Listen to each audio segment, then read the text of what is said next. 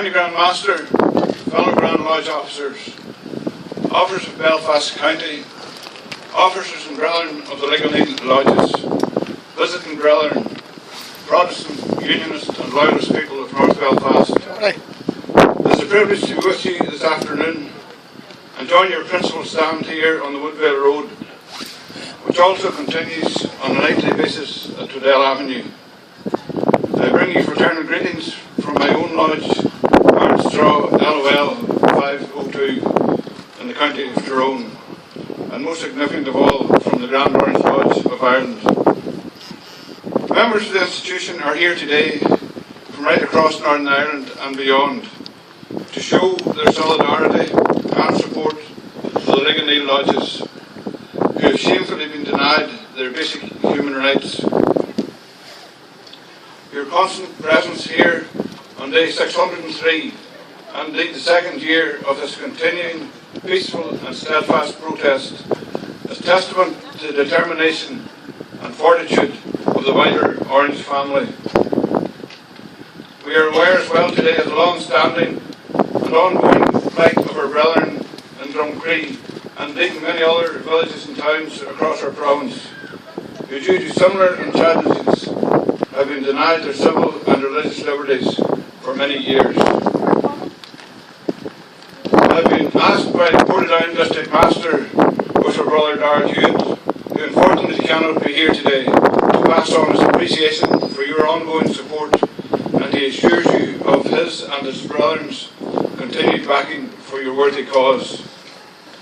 This demonstration and our presence here today exposes the bigotry and the narrow-mindedness of Republicans and Nationalists, and any notion of shared space in our capital city, or indeed anywhere in Northern Ireland.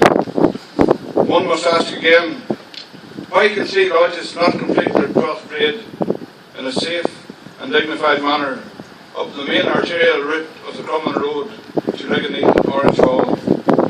The truth is, Republican opposition to this traditional parade is not about our music, it's not about those participating, it's not about timing, nor is it about our bands or supporters.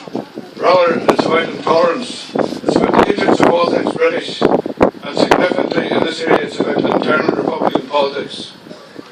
Indeed, only yesterday, as Jordy has already mentioned, it was reported that Guard is now deviously pressing for the morning parade on the Crumlin Road to be banned as well. Therein lies the real truth in exposing the sectarian nature of republicanism. They simply don't want an orange man about the place. Such a situation has been aided and abetted by a discredited Trades Commission and a weak and increasingly aloof Secretary of State. Ms Villiers, you may be currently more interested in plotting your exit strategy from Northern Ireland politics ahead of the forthcoming general election. But there is no justification for burying your head in the sand when it comes to this issue. Your focus must extend beyond Chipping Barnet or your potential next seat at the Cabinet table, but instead should be on this festering sore in North Belfast. As Secretary of State, you simply cannot dupe your responsibilities. The onus remains solely on you alone to facilitate fair and equitable trading legislation, rather than go through the optics of announcing a ham-fisted consultation exercise. The power rests with you to resolve this impasse, allowing the LIGONEIL brethren to return home. Your disgraceful U-turn not to proceed with the plating panel called for by the Unionist Collective was not only a shock to Sinn Féin, having been announced to the world with great glee by Martin McGuinness, but also confirmation of your Commission's ongoing pandering to the threat of Republican violence. Such moral cowardice is unacceptable and flies in the face of the shared future espoused by the Northern Ireland Office.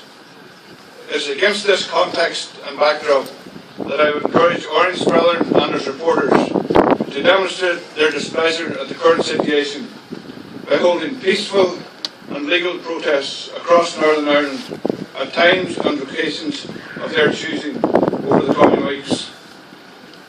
Such rallies will be entirely lawful, will be held in solidarity with our Orange brethren here at LIGONEIL and Drumcree, and will be a public show of our dissatisfaction at the ongoing and persistent demonisation of our loyal institution.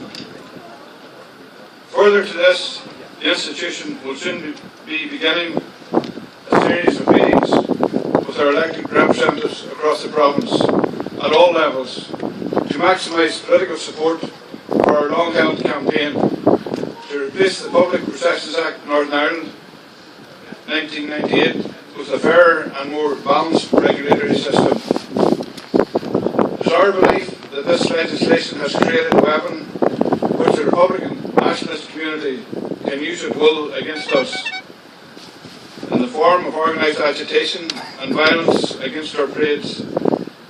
It must now be dismantled in the political arena, and we will be seeking the assistance of our unionist politicians in this regard. As a Christian organisation, we know the importance of prayer in times of adversity. For this reason, I am also encouraging members to arrange special meetings at our Orange Halls across the province to pray for a successful resolution to these matters which concern us so greatly.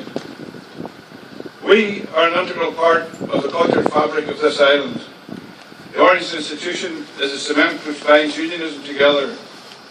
It is you here today, those of Drumtree and the unionist family around the province, who are the last line of defence in the cultural war, waged by Republicans, targeting our proud heritage and the values we hold so dear. Not content with their they re-traumatise innocent victims of their terror campaign. The Orange Community in Children's Play Park after an IRA hunger striker, and only this week, in collusion with their nationalist colleagues and with Ulster District Council, they banned the sale of poppies on all council properties. What an extraordinary insult to those who fought on the front line, regardless of colour or creed, for the freedoms we enjoy today. In recent months, we have also witnessed the scandalous omission of the Union flag from our driving licences, in contradiction to the policy of the rest of the UK. All is proof the mask has truly slipped regarding the bona fides of political nationalism and republicanism. Such actions must galvanise Orangeism, Unionism and loyalism to unite like never before. We must come together in the face of such an orchestrated campaign and protect and preserve our cultural heritage. No one else will do it for us. That is why I ask every Orangeman and Unionist to redouble their efforts in a determined response and support us in our drive to replace the Trades Commission and our long-held campaign for the provision of new legislation. Remember, Drumtree yesterday is LIGONEIL today. It could be your trade tomorrow. Finally, I would like to pay tribute to you all, the three affected lodges, bandsmen and supporters, for your perseverance, persistence and resolution in maintaining this protest. I trust and pray that someday soon your devotion to maintain a tradition spanning generations will be rewarded, and Orangeism will again be accepted and cherished, as it should be not only here in North Belfast, but across Northern Ireland and beyond. Let them home.